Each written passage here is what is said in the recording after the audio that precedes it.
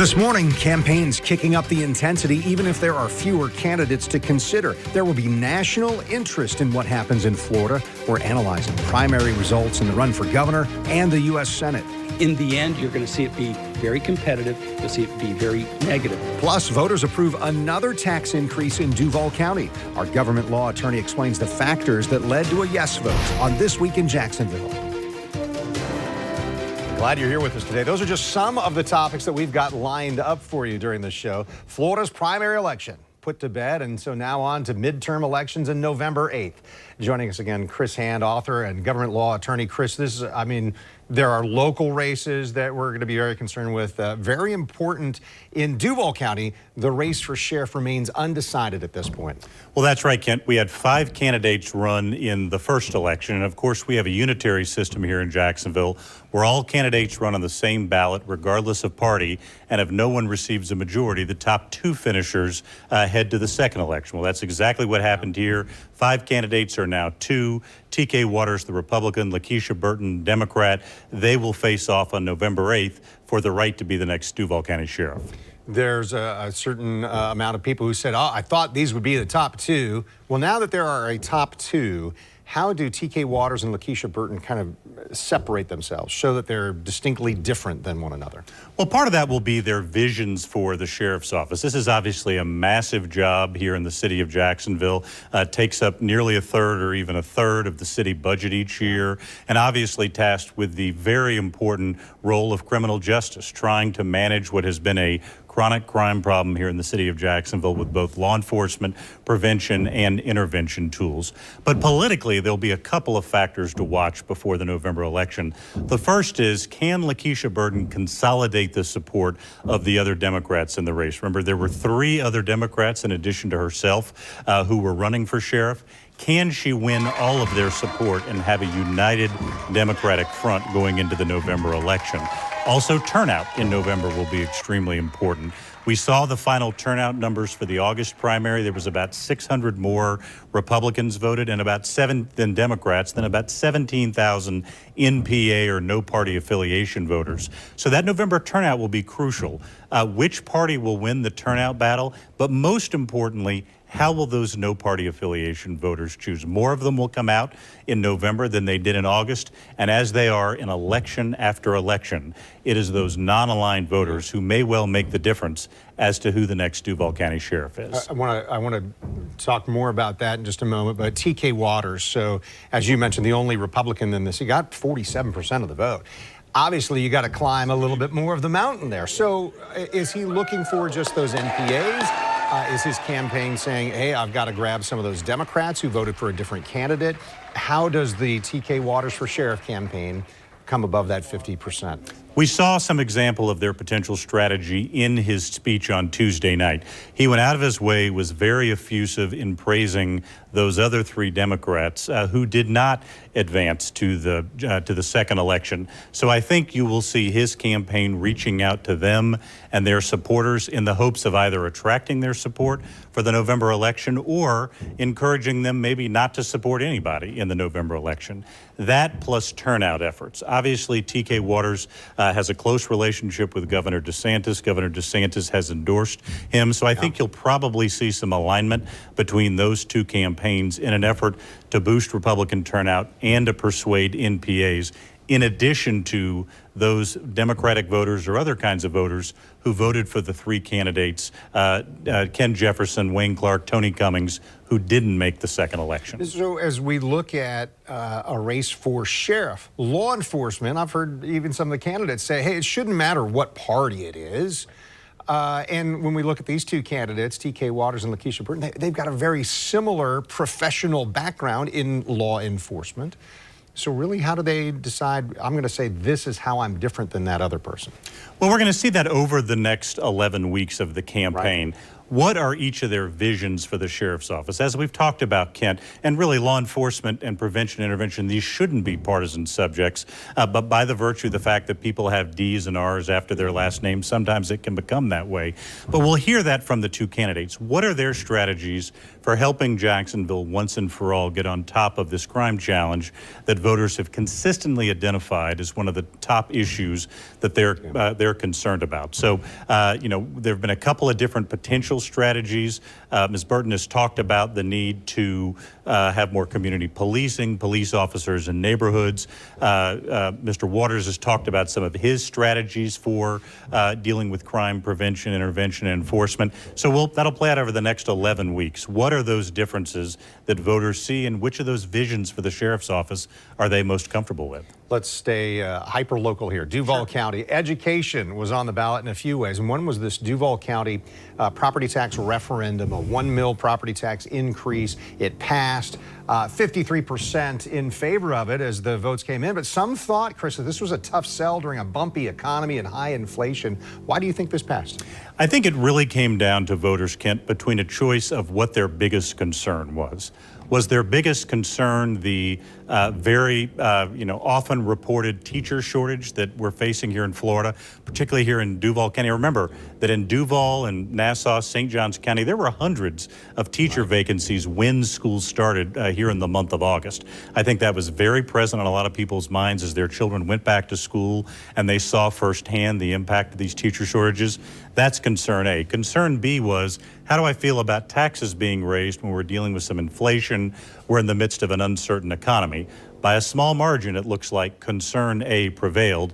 But by the way, it didn't prevail everywhere in Florida. There was a very similar proposition on the ballot in Hillsborough County, where Tampa is. And while that's currently in a recount, it looks like that will fail, that no defeated yes in that case. So here in Duval County, voters made a different choice. They made the decision to invest that additional millage in the public schools. Staying on education, school board seats were very contested, and we saw the governor, I think as we talked about during our elections coverage, put his thumb on some of these races, say, I want that candidate. Seemed really unusual, and yet it was really successful for what the governor wanted to see done.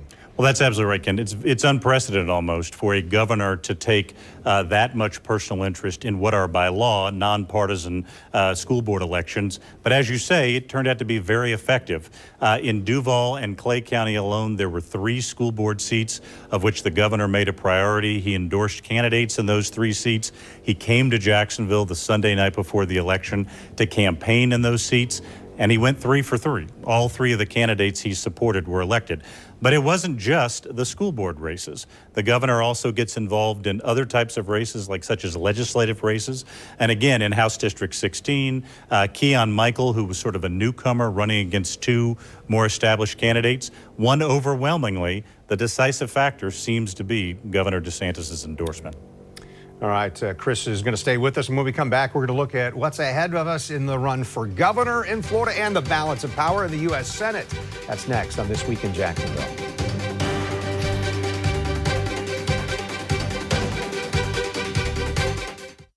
Car accidents don't care about time. We're right here, ready to take your call any time of the day or night, 24/7. 365. There's no good time to have an accident, so we make sure there's no bad time to call Farah and Farah.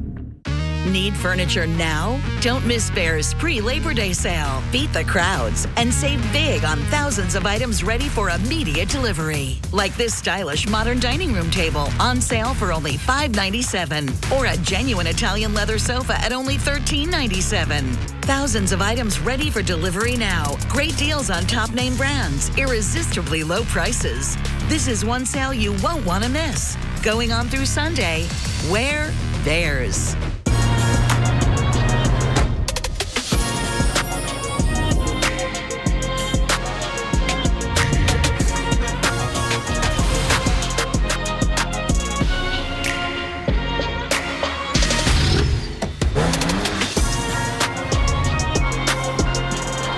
Get 2.19% APR for 60 months plus $500 purchase allowance on a 2022 Cadillac XT4, XT5, and XT6. Visit your local Cadillac dealer today. In the next second, 14 families will decide. That's it. We're getting a bigger house. Finally.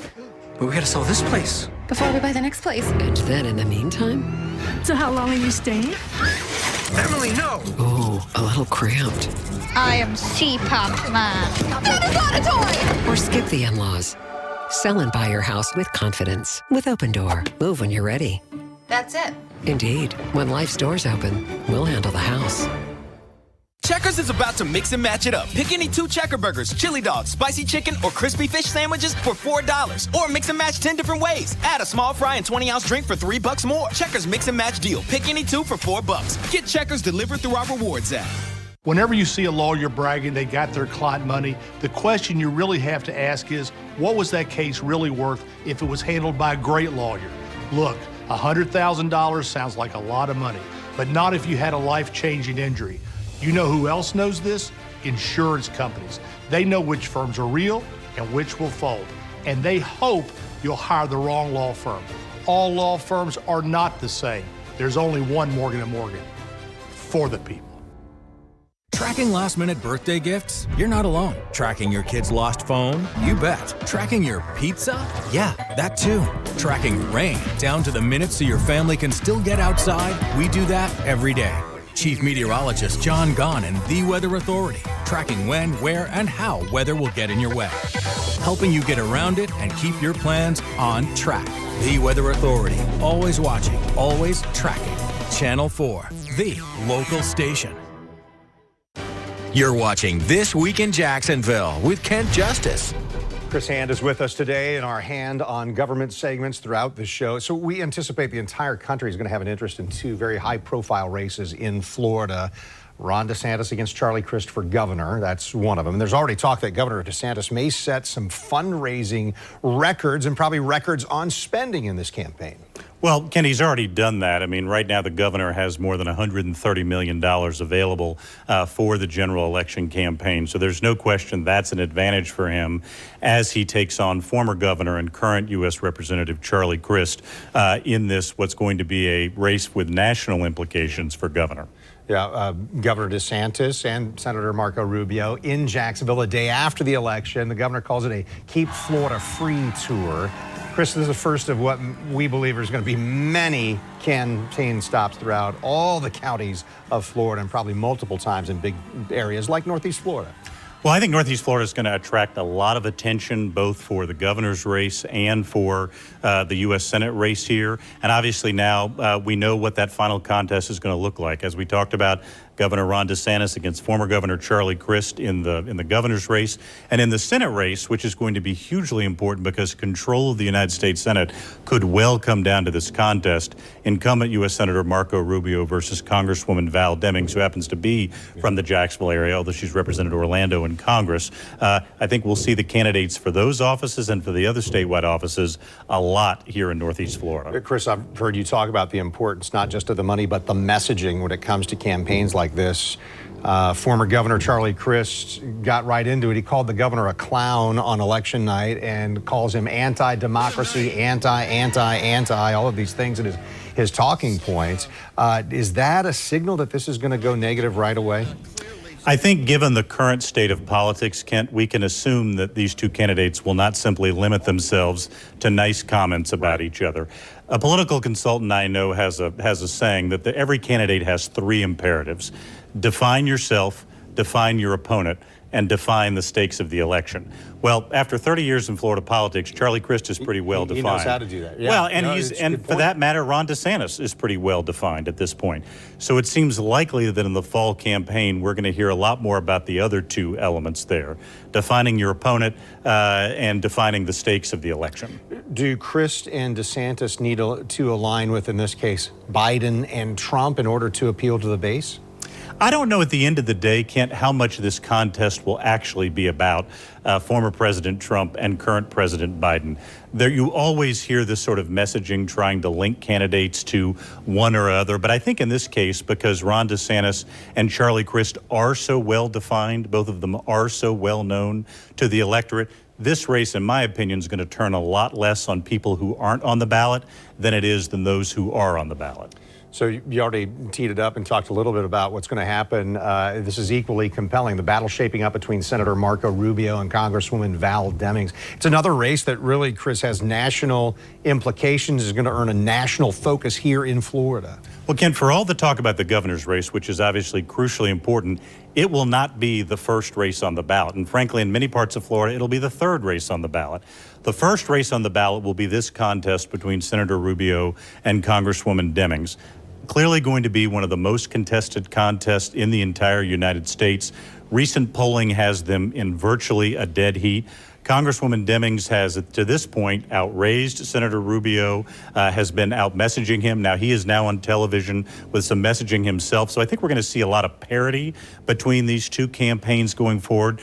Likely to be a very closely contested contest, like we often see here in the state of Florida. So this is, I think, interesting. Rubio's after his third term. They're 6-year terms apiece.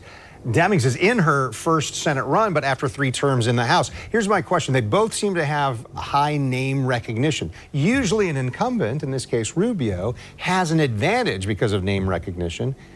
Are they on even footing here, or is Rubio still the one that, hey, everybody's heard his name for the last 12 years? The advantage she has is Senator Rubio's been on the statewide ballot twice before, and so that is unquestionably an advantage.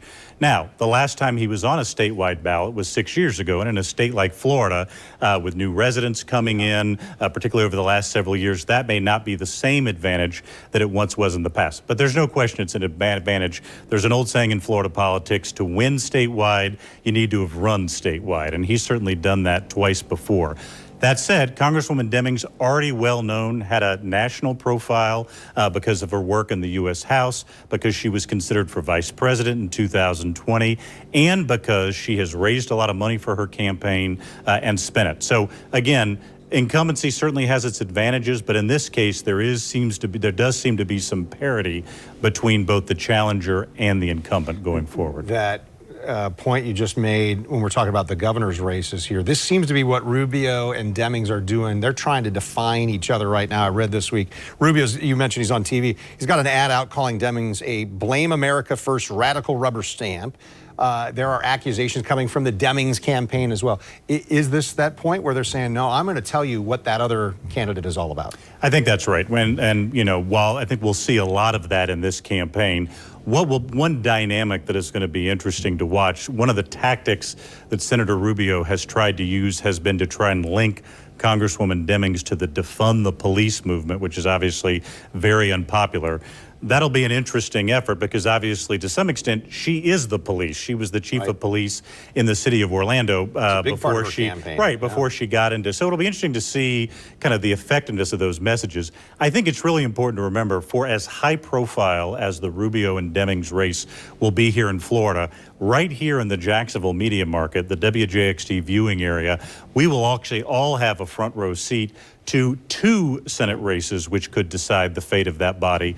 Not only the Demings-Rubio race, but also the race between incumbent Raphael Warnock and challenger Herschel Walker in Georgia. There are 6 Georgia counties in this media market, so if you live here, if you're watching WJXT, you're going to see not just a lot of Rubio and Demings ads, but a lot of Warnock and Walker ads as well. Yeah, and just for a point of clarification, Demings calls the Rubio ad a lie and says that he's terrified of her, as we know, as you pointed out, 11 more weeks of this, heading toward November 8th.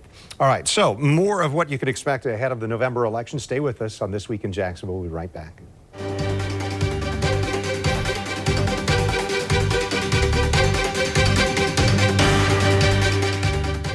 At Harrell & Harrell, we're focused on helping people. You can be minding your own business one second, and the next second, you're the victim of somebody else's negligence. If this happens to you, call Harrell & Harrell, 251-1111. In the next second, 14 families will decide. That's it! We're getting a bigger house. Finally. But we gotta sell this place Before we buy the next place. And then in the meantime... So how long are you staying? Emily, no! Oh, a little cramped. I am C-Pop Man. That is not a toy! Or skip the in-laws. Sell and buy your house with confidence. With Open Door. Move when you're ready. That's it. Indeed. When life's doors open, we'll handle the house. If you spent time on base at Camp Lejeune prior to 1988 and developed any of these cancers or suffered any of these injuries, you may be eligible for significant financial compensation. Leaking underground tanks contaminated the drinking water with benzene and other highly carcinogenic chemicals. There have been numerous reported cases of exposed personnel developing cancer and other serious health conditions. Call Camp Lejeune victims to discuss your case now. 800-749-0789. Leadership is about doing what's right and never backing down. When Governor DeSantis faced unrelenting attacks, he kept fighting for Florida, for freedom, for us. Floridians know we will not let anybody lock them down. He saved jobs. Every business in Florida has a right to operate. Children stayed in the classroom. We have to have schools open. And seniors got the care they needed. We focus protection on elderly people. Governor DeSantis never backs down. Exact Track 4D, tracking and dissecting storms down to your street. A new Chevy is the smart way to hit the open road this summer. The smart way to road trip and seek new adventures. Go a little farther this summer in a new Chevy. Find new get up and go, find new roads. Enjoy the open road. Well-qualified buyers can get 0% financing or get $1,200 cash allowance on all 2022 Equinox models. See your Southern Chevy dealers. This is what Russian roulette looks like in 2022. The era of one pill can kill. News 4 Jax, keeping parents one step ahead of drug dealers. It's not heroin or cocaine. They're pushing deadly pills disguised as popular prescriptions. If I could keep just one family from ever having to go through this. The steps local families are taking to protect kids from fatal fakes. Ending overdose. Wednesday starting at 5 on News 4 Jax. It's the weekend, and we know accidents can happen anytime. That's why we're here for you 24/7. Don't wait until Monday. Call Farah & Farah. You're watching This Week in Jacksonville on Channel 4.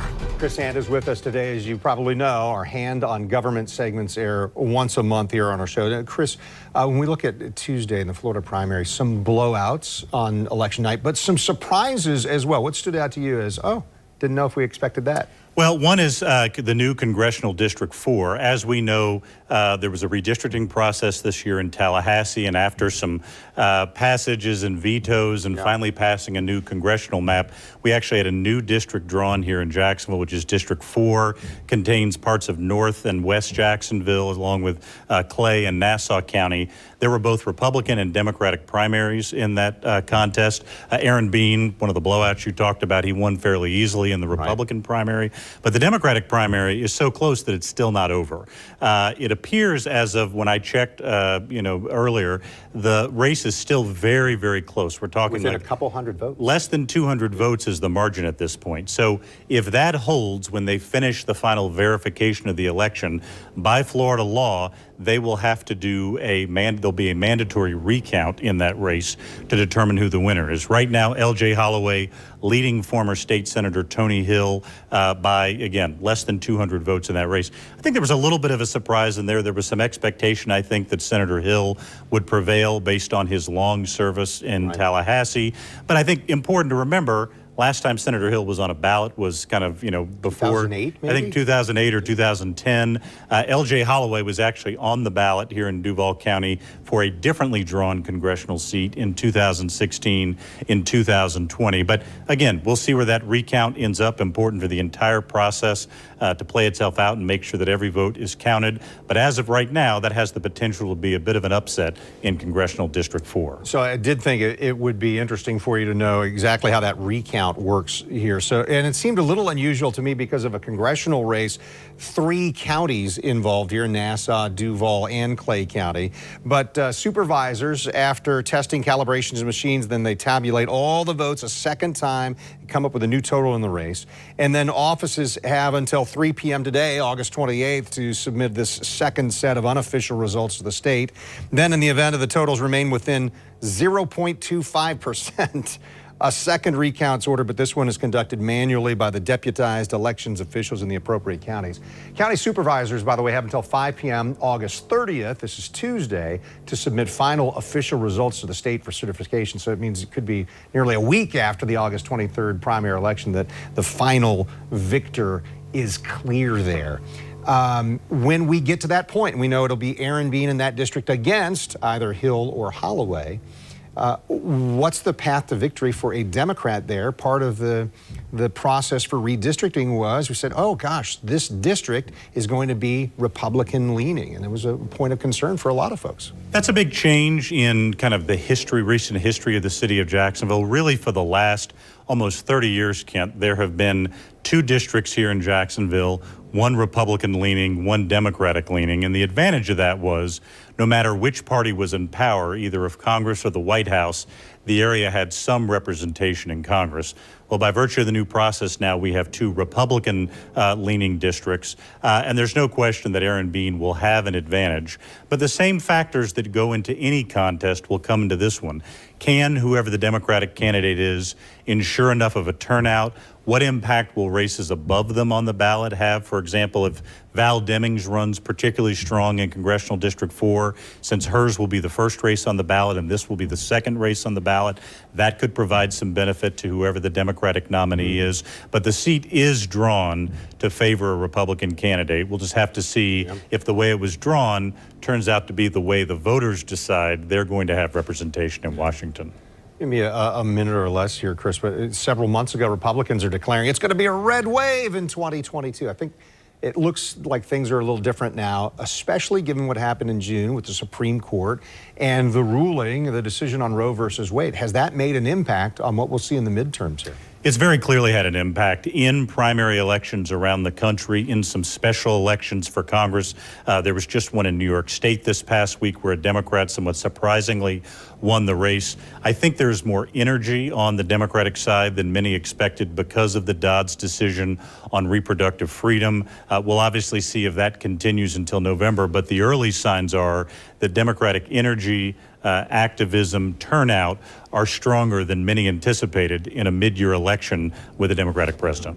If you're interested in or love politics, there's going to be plenty of it in these next few months because, as you pointed, we're also watching what happens in Georgia in addition to the Senate race that Chris mentioned. They've got a gubernatorial race there. Stacey Abrams, the Democrat, the incumbent, the Republican, Brian Kemp. Right. Jeff Kemp used to play in the NFL. Right. Anyway, Governor Kemp is running for re-election there. We'll be watching a lot of this. Chris Hand, thanks so much. Our Hand on Government segment today. Fantastic. Thank you, Ken. All right.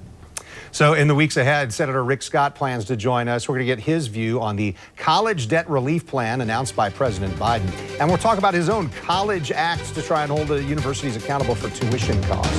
This Week in Jacksonville is each Sunday morning at this time. I'm Kent Justice. Thanks so much for watching on air on Channel 4 and the CW17. And you'll find us online at news4jax.com or streaming on News4Jax Plus.